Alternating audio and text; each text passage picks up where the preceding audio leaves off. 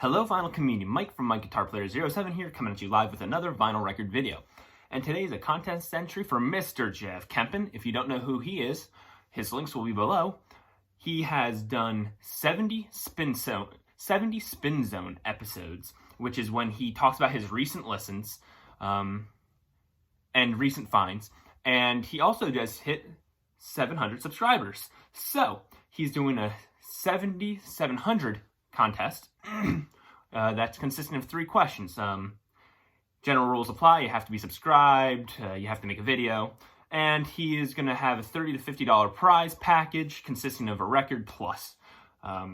So he has 3 questions. The first one is a record or records that you are anticipating, looking forward to, got it, heard it, disappointed. The second one is something that the VC does not know about you.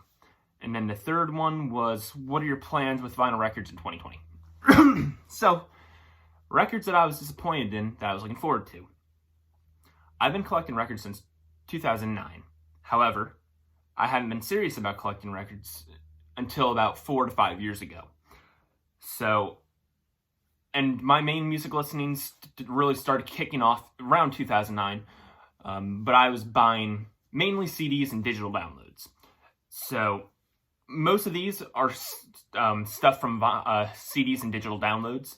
The digital downloads I can't show you. The CDs I actually can. However, there is one vinyl record in here because I only within the past couple months have I started getting more modern albums on vinyl record. So I truly don't have much in the way of modern albums, like things like Lizzo or whatever. Not that I would buy a Lizzo album, but, things like Lizzo or the Chainsmokers or Katy Perry or, I don't know. A lot of the modern stuff I don't have on vinyl record. But I do have a bunch of albums, both from the digital world and CDs. So, I'll start with the some of the physical ones first. AC/DC's Rock or Bust. Oh, and I want to put in this disclaimer. Some of these albums I still dislike to this day. Some of them I listen to more times than I do enjoy now.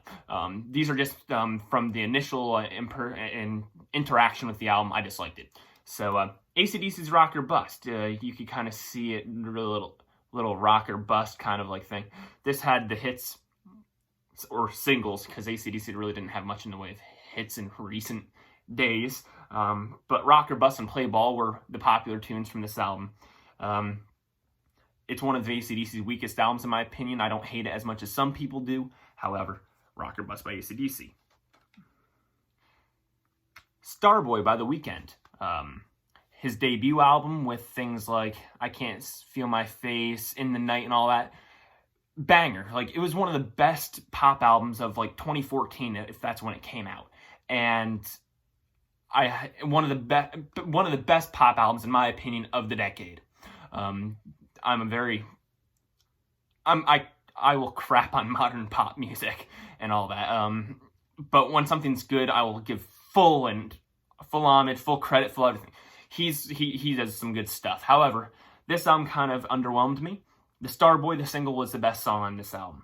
I should revisit it in the near future because it was only listened to about 2 times, so it does deserve another chance. I don't like judging things on 1 or 2 listens. However, for the intents of this question, initial thoughts. So, Rodney Atkins, It's America. I had very high hopes for this song because the single, It's America, is fantastic. One of my favorite Rodney Atkins tunes.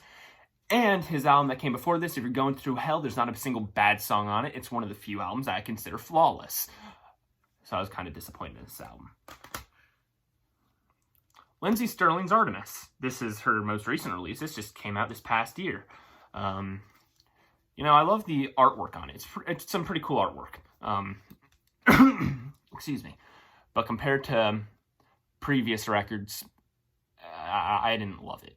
I didn't hate it, but it's one of her weaker ones, in my opinion.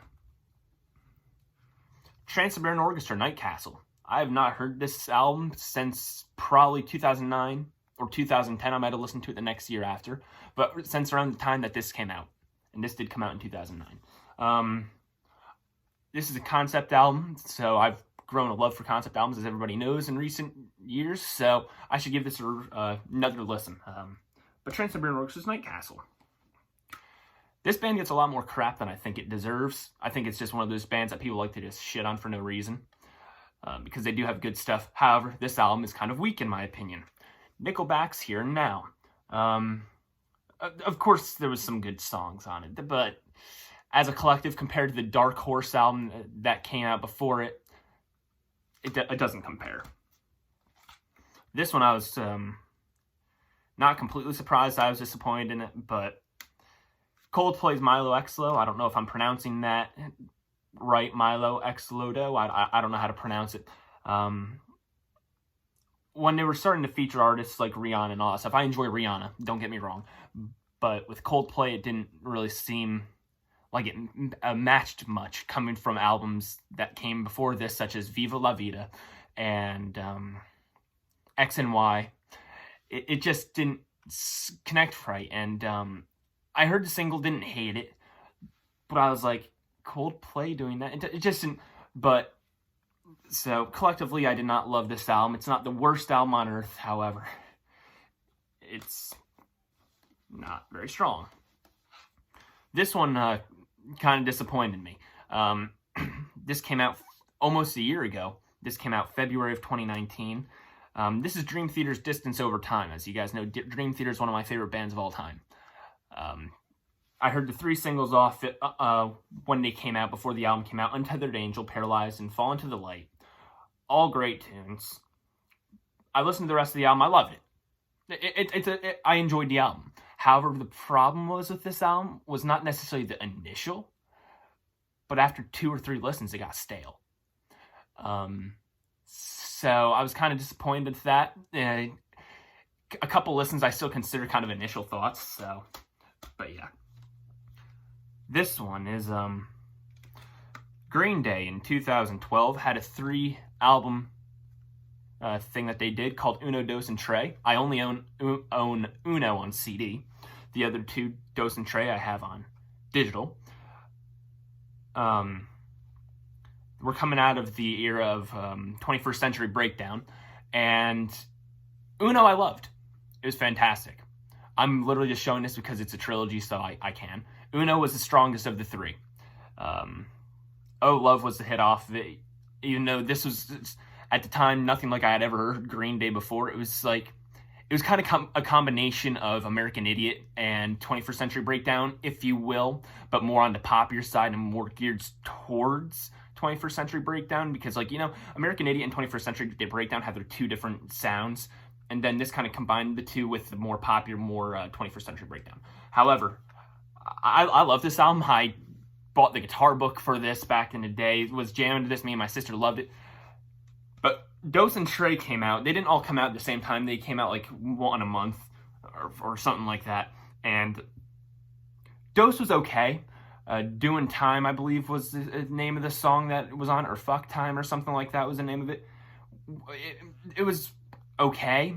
Tre blew chunks. Uno was the best.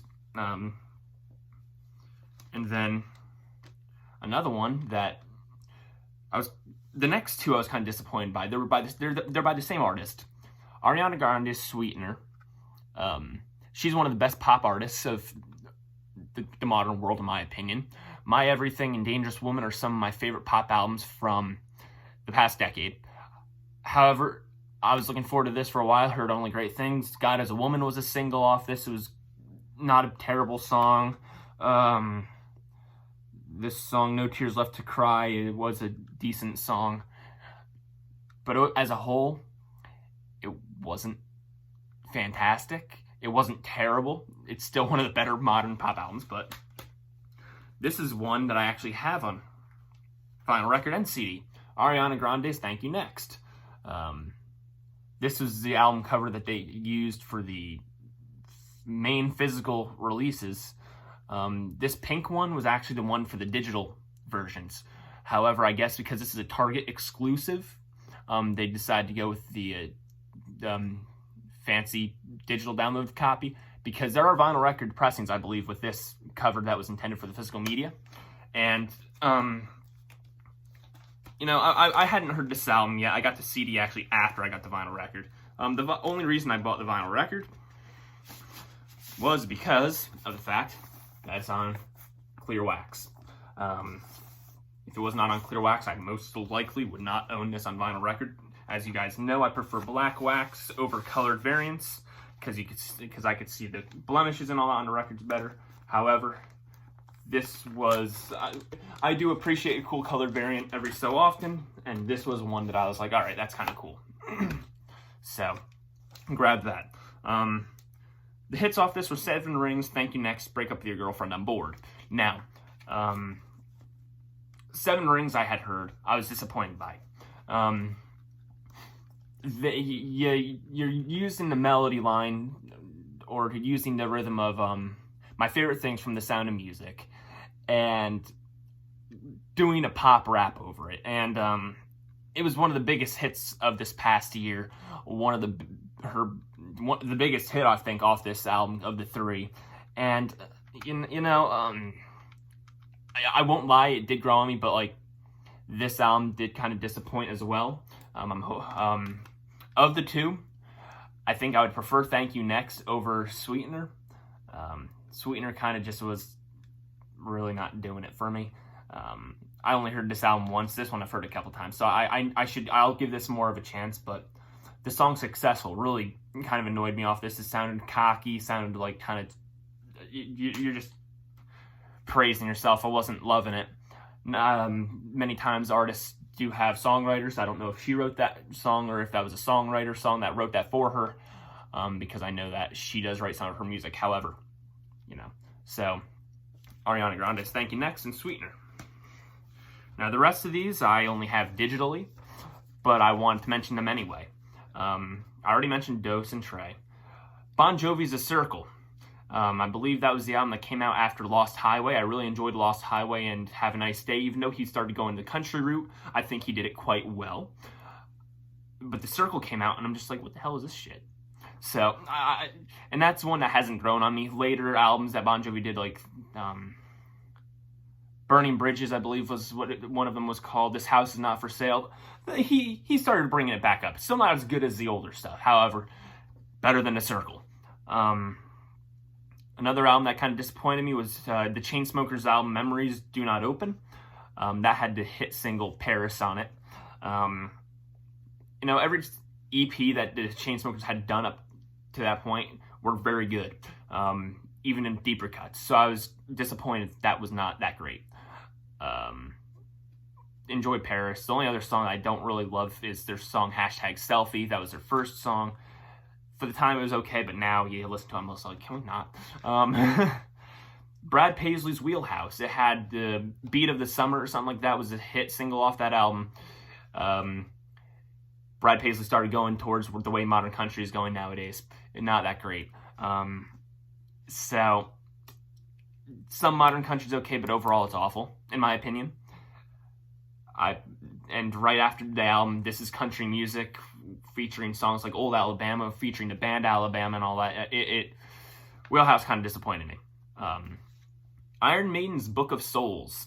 I wasn't too surprised when I was disappointed by this because I didn't love their album, The Final Frontier, upon initial release. Both of them, I feel, need a second chance. I have not given either of them a second listen since I've listened to them the first time, so maybe my opinions will change. I prefer older Maiden compared to newer ones, but one of my friends has started getting me into their early 2000 discography, like Brave New World and Dance of Death, which I really enjoy. So maybe I will appreciate Book of Souls more and The Final Frontier as well, but I am talking about the Book of Souls here. Lady Gaga's album Art Pop.